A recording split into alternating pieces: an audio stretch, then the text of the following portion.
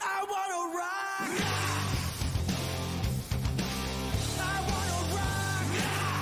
When Rock of Ages was released in 2012, I had the chance to go see it and passed it up. Despite a stellar-looking cast and a rock background, something about it didn't click with me. I suspect it was the fact that it was a musical that put me off. But if there's one thing I've learned recently, especially with the Film Review Open Challenge, it's that musical films can be great. Not Cats though, that was awful. So let's get Rocktober's selection underway. Here's my review of Rock of Ages.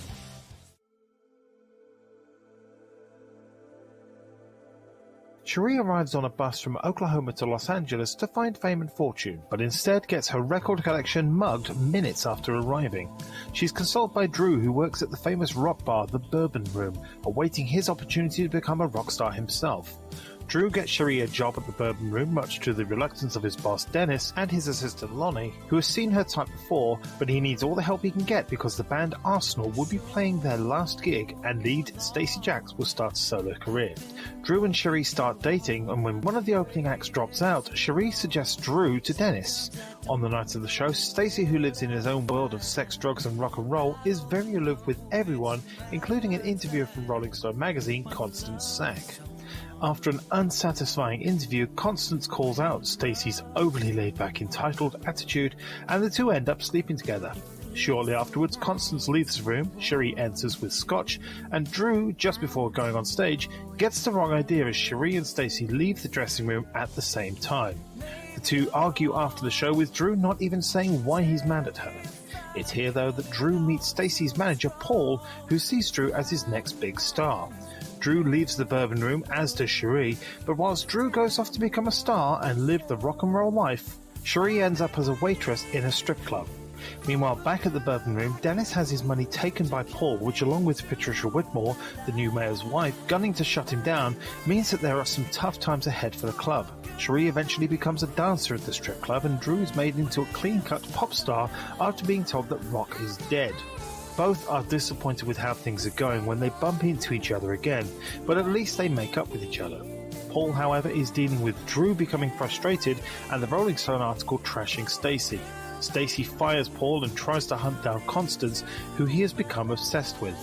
Paul sets up a live performance at the Bourbon Room with Stacey Jacks headlining, though Stacey doesn't know this.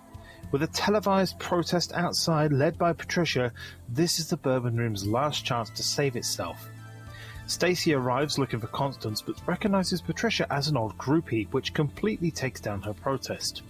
He finds Constance backstage and the two rekindle their passion. Drew, on the other hand, bombs on stage with his boy band Z-Boys. Goodness, that's a name. Cherie, though, helps save the night by performing with Drew the song he wrote for her. Stacey overhears it, and months later the three are performing in front of thousands their song with Patricia, Dennis and Lonnie in the crowd, and their pregnant Constance backstage. You know, I enjoyed this movie more than I thought. The soundtrack is fantastic if you like classic rock, and the story is simple and straightforward as it should be. If you don't like classic rock, then there's not much else here. The near all-star cast do well, with Tom Cruise in particular standing out as Stacey Jacks. His singing voice is surprisingly good, and I can't say I've seen him play this type of character, and so well too. The leads, Diego Boneta and Julianne Hough, are talented singers and dancers, but to me aren't strong enough to lead an all-star cast. I like Catherine Zeta-Jones as Patricia, and Bryan Cranston as Mayor Whitmore. He plays a similar character to that of the dad in Malcolm in the Middle, only with more infidelity. In my head, it's the same character, and the marriage to Patricia happened after he left his family. I'm not normally a fan of Russell Brand, and here his accent is pretty bad, to the point where it seemed to get stronger as the movie went on. Can you imagine if I started a sentence in a normal voice, but by the end of it I got to an accent that was barely recognisable? That's basically Russell Brand in this movie. Excuse me. Mary J. Blige seems to try and steal every scene she's in, which is a shame, but Alec Baldwin is pretty good, recognisable but different. The love ballad between him and Brand has to be seen to be believed. Apparently Alec Baldwin hated this role and wanted out very early on. Was it having to kiss Russell Brand? It was probably having to do that. Someone I was surprised to see, though, was former wrestler Kevin Nash as a bodyguard, and as far as I know, he didn't tear a quad making the movie. That's a really obscure joke. The story is straightforward and does the job well, but one thing really bothers me.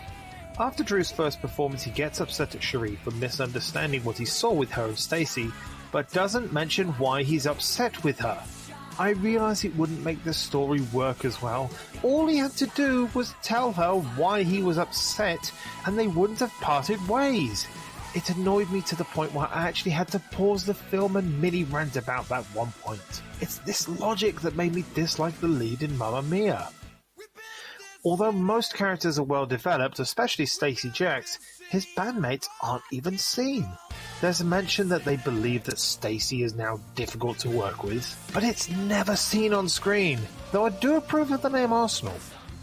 The showcase of Rock of Ages is the soundtrack. I'm biased due to my music taste, but I also have to commend things like choreography, the way songs like Wanted, Dead or Alive are incorporated into the story, and dueling songs. My favourite being the "We built this city and we're not going to take it" duel. You know which song I wasn't pleased to hear though? Don't Stop Believin', which in my personal opinion is overplayed in so many TV shows and movies. In my research for this review, I was surprised to see the film not perform well, making just under $60 million on a budget of $75 million. Critics didn't like it, neither did original creator Chris D'Arienzo, who saw the baboon in the trailer and hated it from there. Despite this, I really enjoyed Rock of Ages. It has a good story, a good cast, a stellar soundtrack, and I consider this now my favourite musical movie.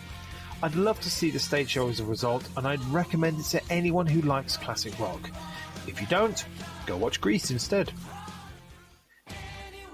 Next up for the Film Review Open Challenge is Tully. For now though, thank you very much for watching.